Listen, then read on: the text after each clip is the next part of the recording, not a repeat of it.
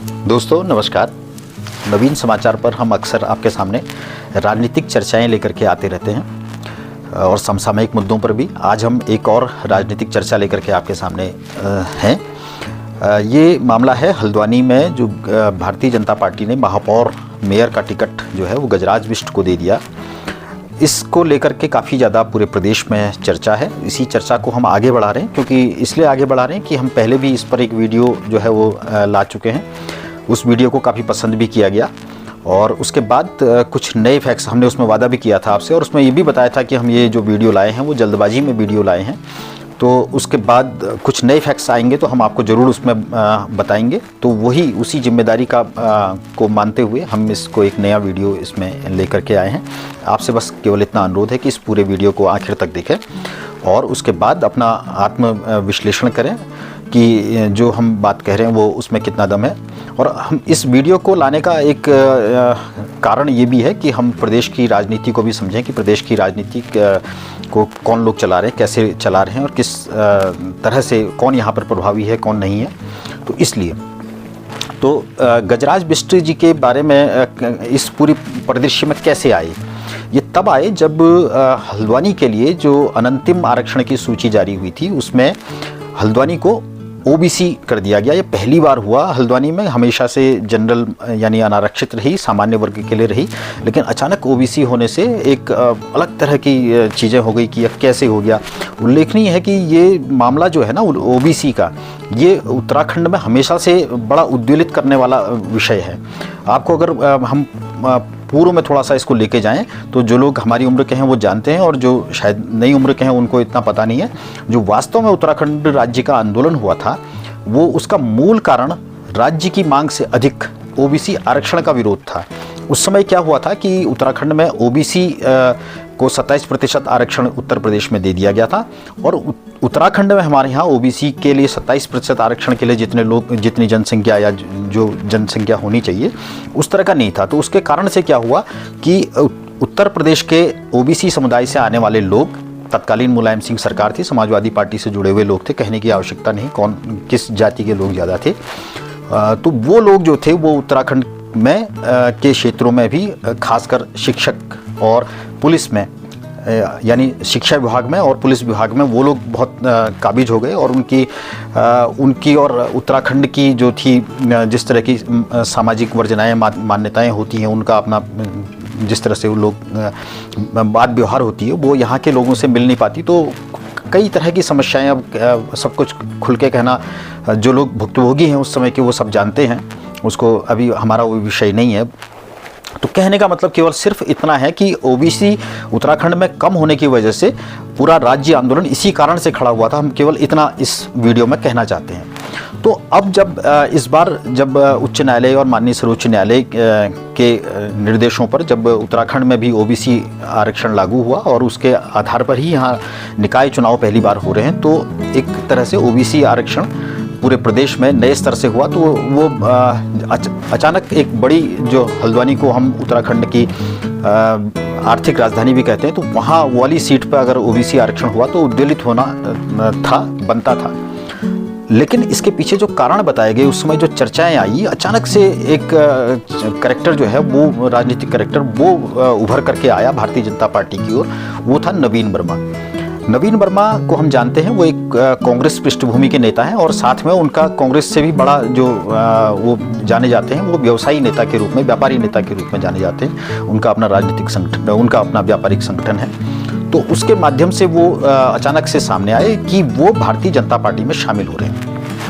फिर यह भी बताया गया कि उनको जो भारतीय जनता पार्टी में शामिल करने की योजना है वो एक बड़े स्तर पर होने जा रही है और वो हो सकता है कि देहरादून में वो पार्टी भारतीय जनता पार्टी में शामिल होगी। लेकिन इस बीच में एक नया राजनीतिक विस्फोट कहें, एक नई राजनीतिक चर्चाएं बहुत तेजी से हुई कि जो गजराज बिष्ट, जिन्हें क्षेत्र का एक क्षत्रिय नेता के रूप में, बड़े क्षत्रिय नेता के और युवा नेता के रूप में और जमीन से जुड़े हुए, मूल पार्टी के चरित्र से जुड़े कार्यकर्ता के रूप में और काफ़ी समय से उपेक्षित नेता के रूप में जिनकी पहचान थी, जो हमेशा से काफ़ी लंबे समय से कालाढूंगी विधानसभा के लिए टिकट के दावेदार थे, और उन्हें टिकट नहीं मिल पा रहा था। कई बार उनको पिछले चुनाव में खासकर उनको मनाना पड़ा।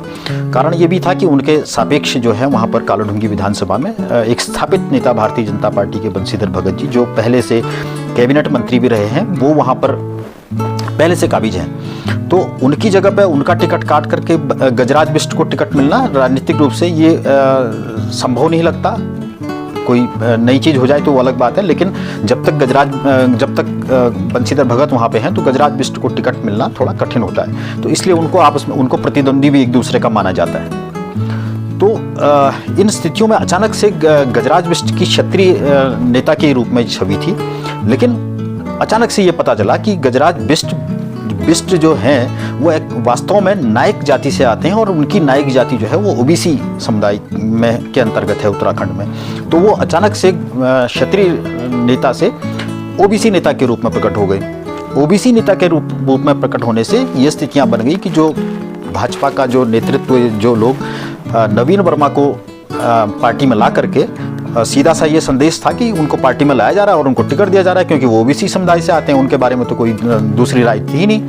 हालांकि कुछ और नेता भी थे, महेंद्र कश्यप और कई और लोग भी थे जो लोग टिकट के दावेदार थे, लेकिन सर्वाधिक चर्चा दो ही जो प्रत्याशी दावेदार थे उन्हीं की हो रही थी, नवीन वर्मा की और गजराज बिष्ट की। तो जब ये स्थितियां बन गई, तो जब गजराज बिष्ट का नाम नवीन वर्मा के वर्क्स ज़्यादा तेजी से खड़ा होने लगा, तो इन स्थितियों में ऐसी स्थितियां तक पहुंच गई कि नवीन वर्मा को अगर पार्टी टिकट देती है तो पार्टी का एक जो मूल वर्ग है वो नाराज हो जाएगा, क्योंकि वो ये माना जाएगा कि एक आयातित नेता को, अपने पास एक बड़ा नेता होते हुए भी एक आयातित नेता को पार्टी ने टिकट दिया है, तो इससे मूल जो पार्टी कार्यकर्ता है उनका सम्मान नहीं बनता।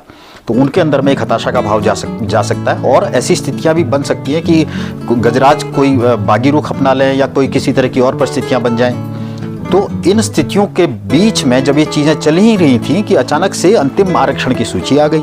अंतिम आरक्षण की सूची में क्या हुआ कि हल्द्वानी की सीट फिर से एक बार से अनारक्षित हो गई। तो जब अनारक्षित हो गई तो इसके पीछे ये संदेश गया और ये जनता में ये कहा जाने लगा कि ये सीट इसलिए अनारक्षित हो गई है कि वास्तव में पार्टी जो है वो गजराज बिष्ट को टिकट नहीं देना चाहती है। अब चूंकि गजराज बिष्ट को टिकट नहीं देना चाहती है तो नवीन वर्मा का टिकट अब संभव नहीं है, तो इसलिए चलो नवीन वर्मा को टिकट नहीं देते तो हम गजराज बिष्ट को भी टिकट नहीं देंगे, ऐसा रास्ता बना दिया गया है। इसके पीछे कुछ पुरानी कहानियां भी घूमने लगी कि गजराज बिष्ट के बंशीधर भगत से संबंध अच्छे नहीं हैं। यहाँ तक कहा जाने लगा कि जो गजराज बिष्ट हैं उनके प्रदेश के मुख्यमंत्री से संबंध अच्छे नहीं हैं। तो इस तरह की बातें उभर करके आने लगी और सीधा सा ये था कि ये जो सब कुछ हुआ है, अनारक्षित हुई है सीट, वो गजराज बिष्ट को टिकट ना देने के लिए ही हुई है। लेकिन राजनीति परसेप्शन का खेल है। जब तक ये सब चीज़ें चल रही हैं तब तक परसेप्शन ये बन चुका है कि गजराज बिष्ट जो अभी तक बिल्कुल पर्दे के पीछे थे वो अब एक हल्द्वानी के एक बड़े खासकर कहा जाए कि जो मेयर पद के लिए, महापौर पद के लिए वो एक सर्वमान्य उम्मीदवार के रूप में उनकी छवि बन गई इस बीच में, और उनके पक्ष में एक माहौल इस तरह का बन गया कि अगर उन्हें टिकट मिलता है तो वो जीत सकते हैं या वो उनके पक्ष में आम जनता खड़ी हो सकती है। तो कहते हैं कि इस कारण से गजराज बिष्ट को अनारक्षित होने के बावजूद गजराज बिष्ट एक दावेदारों की सूची में आ गए, जबकि उनकी जगह पे जो वहाँ के निवर्तमान मेयर हैं, महापौर हैं डॉक्टर जोगेंद्र पाल सिंह रौतेला, जिनके ऊपर किसी तरह का कोई दाग भी नहीं है राजनीतिक रूप से और वो अच्छा काम भी कर रहे थे, तो वो भी एक प्रत्याशी थे। उनके अलावा जो नैनीताल जनपद की जिला पंचायत अध्यक्ष हैं बेला तोलिया, उनके पति प्रमोद तोलिया, वो भी एक बड़े प्रत्याशी के रूप में थे और उन्होंने काफ़ी काम भी किया था और काफ़ी दिनों से वो चुनाव की तैयारियां भी कर रहे थे। तो इन और गजराज बिष्ट का नाम एक तरह से ऐसा माना जा रहा था कि अब उन्हें टिकट नहीं मिल सकता। लेकिन एक हिस्सा जो हमने पिछली वीडियो में आपको बताया था वो ये था कि ये दो जो प्रत्याशी थे, इन दोनों प्रत्याशी वहाँ पर क्षत्रिय समुदाय के थे, डॉक्टर रौतेला भी और प्रमोद तोलिया भी, और इसके साथ में फंसी हुई थी देहरादून की सीट। वहाँ पर सुशील उनियाल गामा जो हैं वो मेयर वहाँ के थे और यहाँ पर जोगेंद्र पाल सिंह रौतेला। तो ये कहा जा रहा था कि दोनों जगह या तो भारतीय जनता पार्टी अपने मेयरों को दोबारा से रिपीट करेगी या दोनों जगह हटाएगी। देहरादून की स्थितियाँ ये थी कि वहाँ पर जो मेयर गामा हैं निवर्तमान, उनके बारे में कुछ निगेटिविटी है, उन पर कुछ भ्रष्टाचार के आरोप काफ़ी सारे लगे हैं। तो अंततः ये फैसला हुआ और ये बताते हैं कि देहरादून की जगह दिल्ली से फैसला हुआ कि गामा को टिकट नहीं देंगे, उनकी जगह किसी अन्य प्रत्याशी को टिकट देंगे। तो जब ये तय हुआ तो उसके बाद ये भी तय हुआ कि हल्द्वानी में भी मेयर को टिकट नहीं दिया जाएगा। तो मेयर को टिकट नहीं देने के बाद में दूसरे प्रत्याशी प्रमोद तोलिया और फिर गजराज बिष्ट का नाम अचानक से, जो चर्चा में नहीं था टिकट की चर्चा में आम जनता में, और लेकिन हाँ उनके पक्ष में माहौल था, जैसे हमने आपको पहले ही बताया। तो इन स्थितियों के बीच में गजराज बिष्ट को अचानक से अनपेक्षित तौर पर कैसे टिकट दे दिया गया, तो इसके पीछे की जो कहानी है वो कहानी आज की हमारी जो ये वीडियो है उसका मूल विषय है। तो इसमें जो एक नई कहानी सामने आ रही है अब, वो ये है कि गजराज बिष्ट जो हैं वो जो प्रदेश के पूर्व मुख्यमंत्री हैं और महाराष्ट्र के राज्यपाल भी रहे हैं, भगत सिंह कोश्यारी, उनके करीबी माने जाते हैं। तो अब ये चर्चा ये आ रही है कि जो भगत सिंह कोश्यारी हैं वो ये कला जानते हैं, जैसा आजकल आप कई वाहनों के पीछे देखते होंगे, हारे का सहारा बाबा खाटू श्याम हमारा, उस तरह का जो हारा जिसका नाम कहीं नहीं होता, उसको उभार के राजनीति में ले आने का हुनर, जो इसके लिए वो भगत सिंह कोश्यारी जो हैं वो प्रसिद्ध हो रहे हैं। एक पुराना उदाहरण हमारे सामने है, हमारे प्रदेश के मुख्यमंत्री पुष्कर सिंह धामी का, अगर आप याद करेंगे तो पुष्कर सिंह धामी जी को भी भगत सिंह कोश्यारी जी का राजनीतिक शिष्य माना जाता है। वो चुनाव हारने के बावजूद उत्तराखंड के मुख्यमंत्री बन गए। इसके पीछे भी कहीं ना कहीं भगत सिंह कोश्यारी जी को कहा जाता है। उससे पहले भी जब पुष्कर सिंह धामी मुख्यमंत्री बने, उसके पीछे भी भगत सिंह कोश्यारी का उनके ऊपर संरक्षण या हाथ आप कह सकते हैं, राजनीतिक रूप से वो उनके शिष्य कह सकते हैं आप। तो इस तरह से उसका फायदा उनको मिला, ये माना जाता है। और चुनाव हारने के बाद भी वो मुख्यमंत्री बने, एक तो ये उदाहरण है। और दूसरा, जब गजराज बिष्ट के बारे में कोई चर्चा नहीं कर रहा था, उस समय अचानक से जो टिकट उनको मिला है, तो इसके पीछे भगत सिंह कोश्यारी ये बताए जा रहे हैं। और जो आज जो भगत सिंह कोश्यारी जी का ही ये प्रभाव बताया जा रहा है कि आज जब कल उन्होंने जब नामांकन कराया है गजराज बिष्ट ने, तो उनके साथ में बंशीधर भगत भी दिखाई दे रहे हैं। वो बंशीधर भगत जो उनके गजराज बिष्ट के विरोधी कहे जा रहे थे कल तक, और उनके साथ में साफ तौर पे डॉक्टर जोगेंद्र पाल सिंह रौतेला भी दिखाई दे रहे हैं, और भी बाकी सारे नेता सभी उनके साथ में कल नामांकन के समय में सारे दिखाई दिए हैं। तो कहने का मतलब यह है कि इस जो अगर ये इस हम जो इनसाइड स्टोरी है इसको हम ठीक मानते हैं, तो राज्य की राजनीति से एक तरह से वनवास की स्थिति में अगर आप उनको देखते हैं हम सामान्य रूप से पूर्व मुख्यमंत्री भगत सिंह कोश्यारी को, लेकिन आज भी वो राजनीति में उसी तरह से प्रभावी है, सक्रिय हैं और ताकतवर हैं, और इतना प्रभाव रखते हैं कि जिसकी कोई संभावना नहीं होती उसे भी वो किसी एक बड़े पद पे उनको वापसी उनकी राजनीतिक रूप से करा सकते हैं। तो ये एक इस पूरी कहानी का ये एक बात इसमें उभर करके आती है।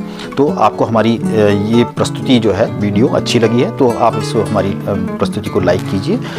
ऐसी प्रस्तुतियाँ आपको आगे भी भविष्य में मिलती रहें, हमारा प्रोत्साहन हो। तो हमारी वीडियो को चैनल को हमारी उसको शेयर कीजिए, सब्सक्राइब कीजिए। आगे भी हमारी वीडियो को लाइक और शेयर और सब्सक्राइब करिए। बेल आइकन को भी दबाइए। धन्यवाद, नमस्कार। जल्द ही किसी नई विषय के साथ मिलते हैं। नमस्कार।